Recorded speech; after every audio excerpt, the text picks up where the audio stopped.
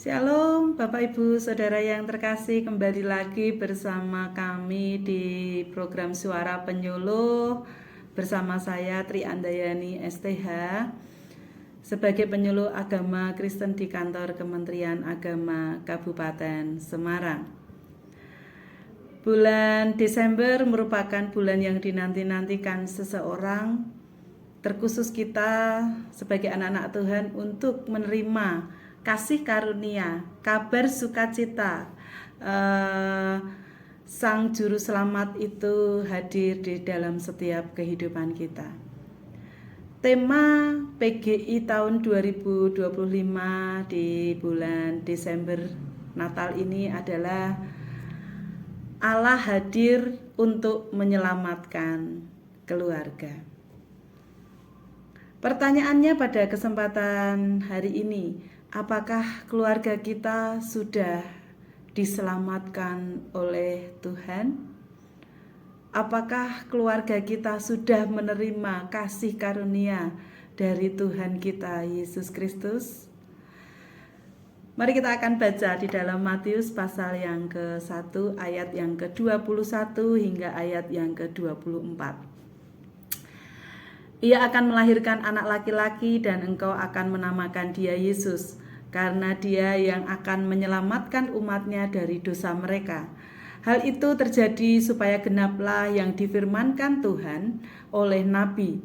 Sesungguhnya anak darah itu akan mengandung dan melahirkan seorang anak laki-laki dan mereka akan menamakan dia Immanuel, yang artinya Allah menyertai kita. Sesudah bangun dari tidurnya, Yusuf berbuat seperti yang diperintahkan malaikat Tuhan itu kepadanya. Ia mengambil Maria sebagai istrinya. Mungkin secara manusiawi, Bapak Ibu Saudara yang terkasih, sulit bagi seorang Yusuf untuk menentukan apakah tunangannya itu ketika dia mengandung, dia akan melanjutkan hubungannya ke jenjang yang lebih lagi, yaitu sebagai istrinya. Sedangkan di dalam masa-masa itu Maria sedang mengandung dan sudah mengandung. Dan kemudian Yusuf bermimpi, dan melalui mimpi itu Allah memerintahkan kepada Daud untuk melalui malaikat untuk tetap mengambil Maria sebagai istrinya. Ini bukan hal yang mudah Bapak Ibu Saudara. Di dalam kehidupan kita tentunya banyak sekali pilihan-pilihan yang boleh kita lakukan di dalam setiap kecemasan kita, kegalauan kita, mungkin dalam hal kondisi yang tidak baik-baik saja dalam hidup kita. Tetapi makna Natal di dalam kehidupan kita adalah bagaimana kehadiran Yesus itu hadir di dalam setiap hati dan kehidupan kita. Kita akan melihat ada 3 hal yang dilakukan oleh Yusuf ketika dia menghadapi sebuah dilema maupun sebuah pergumulan di dalam hidupnya. Mungkin dia berpikir, nanti apa kata orang ketika aku meneruskan hubunganku dengan Maria. Tetapi yang pertama, Yusuf mengenal Allah. Yesus mengenal Yesus. Ketika dia bermimpi, Yusuf tahu bahwa mimpi melalui malaikat itu, Yusuf yakin bahwa Allah itu terus menyatakan kuasanya di dalam hidupnya ketika dia sedang mengalami kebingungan, mengalami hal yang kecemasan mungkin yang dialami oleh Yusuf. Tetapi Yusuf mengenal Yesus. Yusuf mengenal Allah. Bagaimana perkenalan kita dengan hubungan kita dengan Allah saat ini? Apakah kita benar-benar sudah mengenal Allah yang kita sembah, yaitu Yesus yang dikandung oleh Maria, yang merupakan keselamatan bagi kita anak-anak Tuhan yang percaya kepadanya. Dan melalui pengenalan kita akan Allah, itu akan mewujudkan sebuah pemulihan hubungan dengan Allah.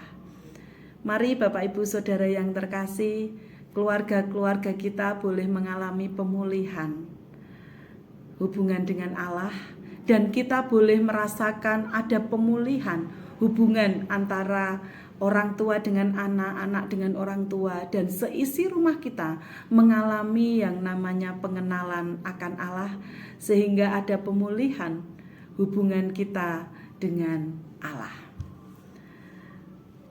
Yusuf mengambil sebuah tindakan yang Tuhan inginkan di dalam hidupnya. Ini bukan sesuatu yang mudah untuk dia lakukan. Yang kedua, makna Natal di dalam kehidupan kita, kehadiran Yesus di dalam hidup kita, yaitu ada janji bahwa Allah itu adalah Allah yang setia, yang tidak pernah meninggalkan kita dulu, sekarang, sampai selama-lamanya.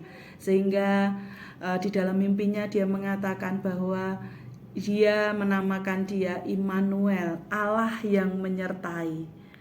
Bapak Ibu Saudara percaya kalau Allah terus menyertai kehidupan kita dari dulu, sekarang, sampai selama-lamanya? Allah kita adalah Allah yang setia. Tentunya keluarga kita, keluarga yang terus disertai oleh Allah, keluarga yang terus menyatakan kebaikan Tuhan dalam hidup keluarga kita, bahwa Allah adalah setia, selalu hadir, selalu menemani, selalu mendampingi kita dalam keadaan situasi apapun di dalam keluarga kita. Yang ketiga, ada ketaatan tanpa syarat yang dilakukan oleh Yusuf. Yusuf tidak pernah berpikir bahwa dia akan melakukan itu karena sesuatu hal, tetapi dia melakukannya dengan sungguh-sungguh. Dia melakukannya dengan tulus hati. Dia menaati perintah yang diberikan Allah kepada dia melalui mimpi yang dia alami. Bagaimana dengan kehidupan kita? Apakah kita sudah belajar untuk anak-anak taat kepada orang tua? Orang tua sebaliknya taat kepada apa yang Tuhan inginkan di dalam hidup para orang tua, sehingga keluarga-keluarga Kristen boleh melakukan ketaatan tanpa syarat, sama seperti yang dilakukan oleh Yusuf. Mari, ketika kita melakukan ketaatan, itu merupakan satu bukti bahwa kita taat kepada Allah. Kiranya kita membawa keluarga kita untuk terus taat kepada perintah, kepada keinginan-keinginan Allah yang perlu kita lakukan di dalam kehidupan kita. Untuk itu mari Bapak Ibu Saudara yang terkasih, tetap semangat di momen-momen bulan Natal ini. Kita boleh mengenal Allah lebih lagi, kita boleh menerima janji Allah yang setia, Allah yang terus menyertai kita, dan kita terus melakukan ketaatan, membawa keluarga kita untuk dipulihkan, membawa keluarga kita untuk melakukan segala kehendak Tuhan di dalam keluarga kita. Sehingga di dalam Hosea pasal yang ke-6 ayat yang ketiga dikatakan bahwa barang siapa yang mengenal Allah, kita akan menerima hujan berkat di dalam keluarga kita. Dia diumpamakan sebagai fajar dan hujan yang terus mengairi bumi tanpa berhenti. Artinya ketika kita boleh mengenal Allah, kita tahu bahwa Allah selalu Allah berserta dengan kita, dan kita melakukan ketaatan bersama-sama dengan keluarga kita. Tentunya keluarga kita juga akan menerima berkat yang diberikan oleh Allah kepada keluarga kita. Tetap semangat Bapak Ibu Saudara yang terkasih. Allah hadir untuk menyelamatkan keluarga kita. Amin. Tuhan Yesus memberkati. Shalom.